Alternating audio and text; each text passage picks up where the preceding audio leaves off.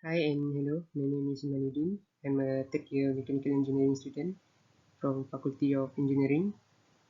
So, as we already know, the coronavirus, or in short, COVID-19, is a very impactful disease starting in the 2019. So, there are millions of deaths reported during the COVID-19 outbreak. Since then, all the government around the globe implemented lockdown initiative to control the disease. So there is no social activities were allowed during this period. And besides that, the impacts are not only on health sector but also on the economic growth of the country. So students and teachers were also impacted from this disease, and therefore starting from this era, there are introduction of online learning system as a system to deliver the syllabus. So based on the literature review, online learning have a significant pros and cons, such as from the Daily Gerrit Allo 2020. He said that all material required clear explanation before distribution. And then from Fauzi and Satra Kusuma 2020, making study material is time consuming. And then from the perspective of Adedoyin and Soikan 2020, opportunities in terms of technological innovations. So moving on, online learning is implemented nationwide in the era of COVID-19. It have some pros and cons, and then some application used in the online learning, including the Cisco WebEx, Microsoft Teams, and Google Meet, and also WhatsApp. And so yeah, in this video, we will be discussing the implication of online learning in post-pandemic phase in terms of the ICT infrastructure and user computing, human factor, and learning effectiveness. So stay tuned and watch all my friends presenting their idea on each of the implications. The implementation of ICT infrastructure within a country has a huge impact on the quality of education. This is because the adoption of ICT infrastructure can help teachers and students to enhance or equip a greater knowledge and skill to meet educational challenges in future. According to Beru 2020, the effective use of ICT infrastructure will provide opportunities for all teachers and students to develop key skills such as high-order thinking, independent, creativity, collaborating, and many more. Besides, it also provides teacher or educator with effective teaching methods and improve educational content that will improve the quality of education. The advancement in ICT infrastructure will help teachers to ease the access of information or data that is useful to improve the educational contents for learning process regardless level of study. So the student can increase the understanding for every subject during the online learning process. At the same time, ICT infrastructure provides a good learning environment that allows students to learn by solving problems and collaborating with others in various ways. Furthermore, it also allows students and educators to have a greater access on information that are important in order to enhance the understanding on every subject. This is because ICT infrastructure allows students and educators to stay connected with various sources of online information through the network, so they can easily access on the information that are useful for their learning process.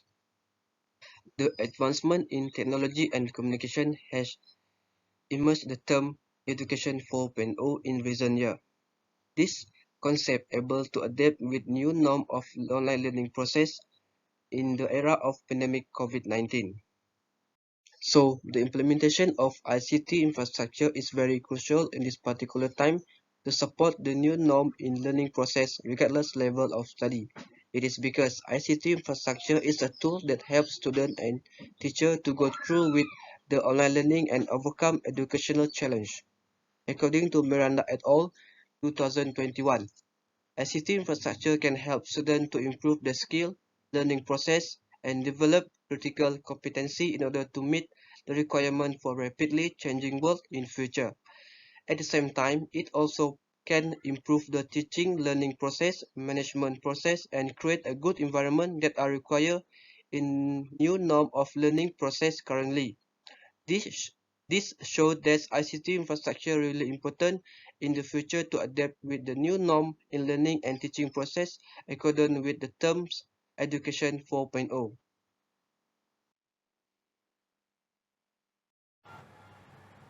Good implication on in-user computing. Among the impact in in-user computing is driven by extents of a system that meets the needs of user. The operation of technology, such as a laptop, has a good operating system, and smartphone can load all the data needed by user.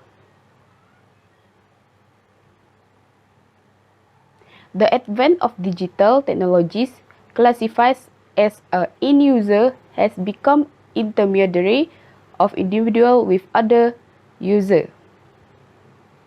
Data operating system capable of processing and recruiting data as well as operating software required by users such as Microsoft Word, PDF, PowerPoint for office use. If digital technology, or known as EUC, is increasingly used, then user time and energy can be used for other activities as it is assisted by end user computing, which limit working time. The management system that is very popular with users in completing office tasks and so on, that is a limited set of commands from programming language like Focus, RAMIS, RAMIS, Express, SQL, and SAS.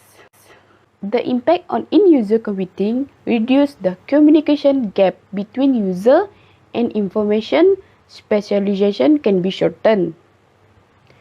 Since then, the government has encouraged people to work only from home via online, which requires access to the internet.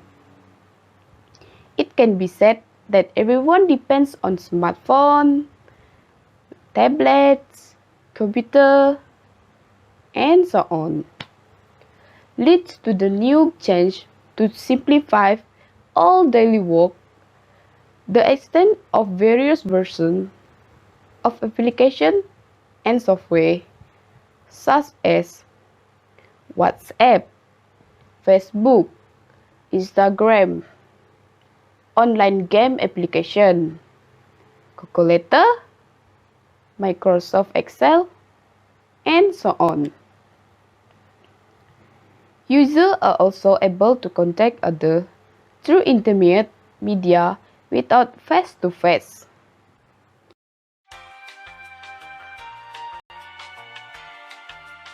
EUC is viewed from perspective of adverse impact, including unintentional error that result in incorrect result have an impact on the end user of computing.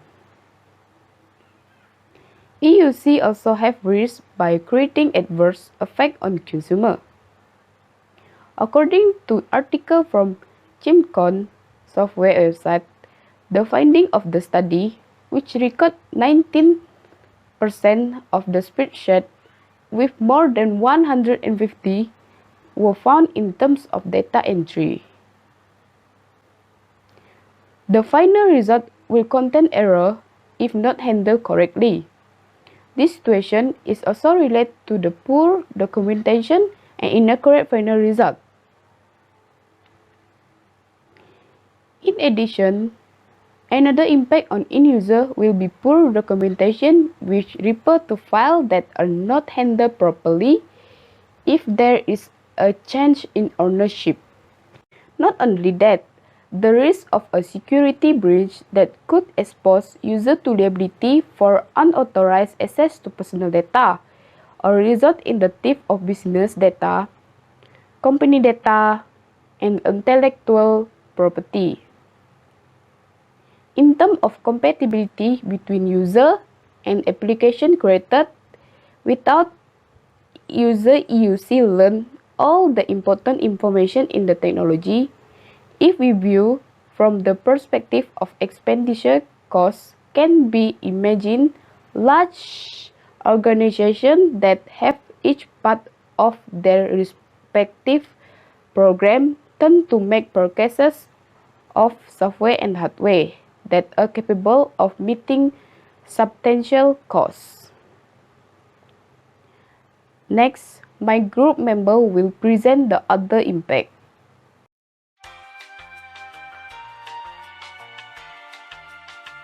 University and educational institutions are increasingly relying on online platforms to stay up with the curriculum.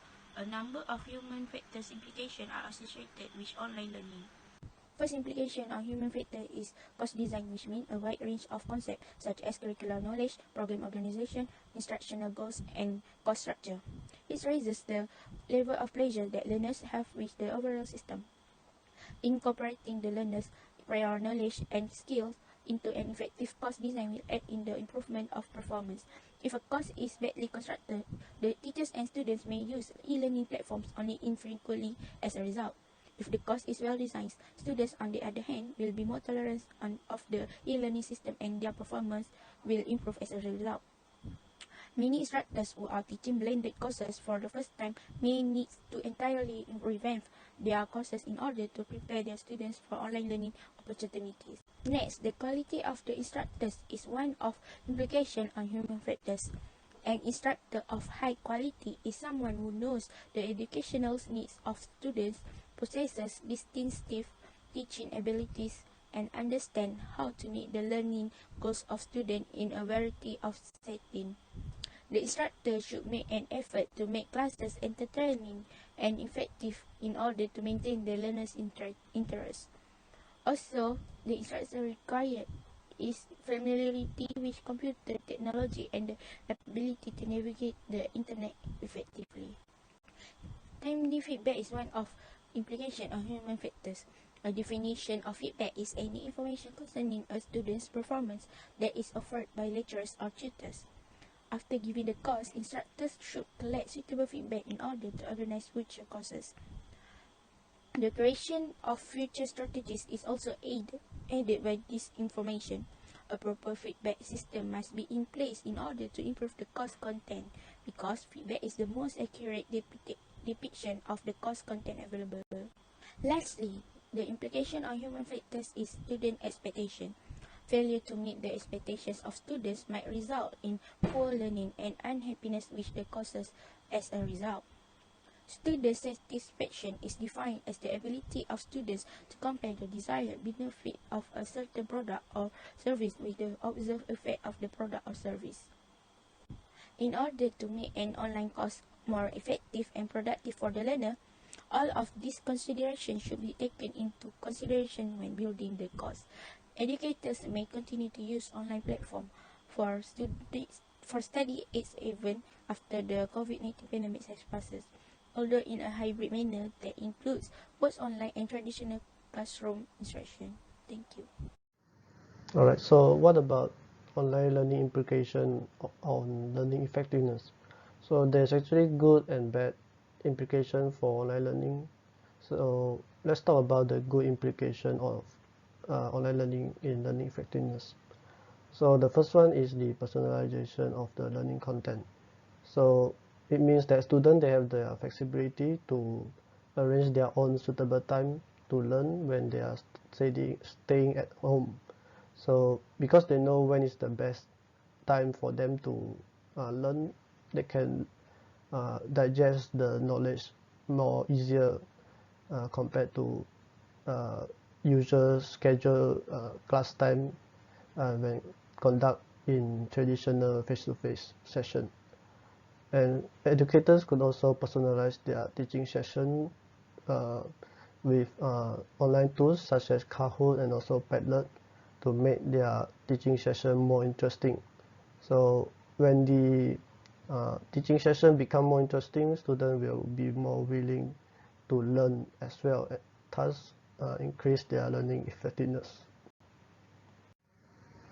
So the next is the learning progress become more of a continuous process, because we know that online learning can happen anywhere, anytime, and the assignment is usually given in a weekly basis, so it can help students on making and also noting on deadlines, and also allow them to practice time management and thus staying productive.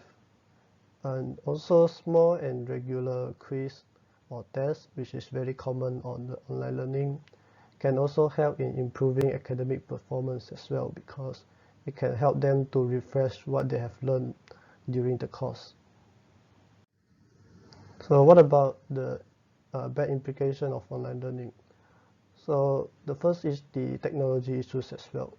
So in rural areas, especially in Sarawak and also Sabah, they usually have a very poor or even non-existent internet connection in their kampong. So they can't even connect with the Zoom or back of the the WebEx, so they can't even keep up with online learning.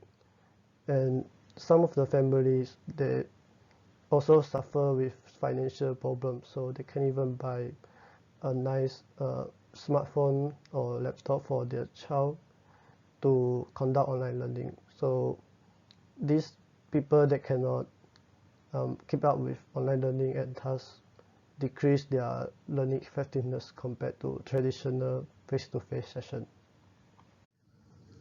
And the last bad implication is their student discipline issue. So because as we know, online learning is very dependent on the student themselves. Their participation and also their online accomplishment is entirely up to them. So if the student didn't have high discipline, they cannot keep up with online learning, because they will find it very boring, because they have to stare on the screen for a long time, and also they are easily distracted by social media such as Facebook and Twitter. So if they cannot control themselves during online learning, they cannot learn from it, and their learning effectiveness will be reduced as well compared to traditional learning session. So as a conclusion, COVID-19 have brought us closer to the technology, especially the youth generation or the Generation Y, Generation Z. They are more exposed to the technology than before this.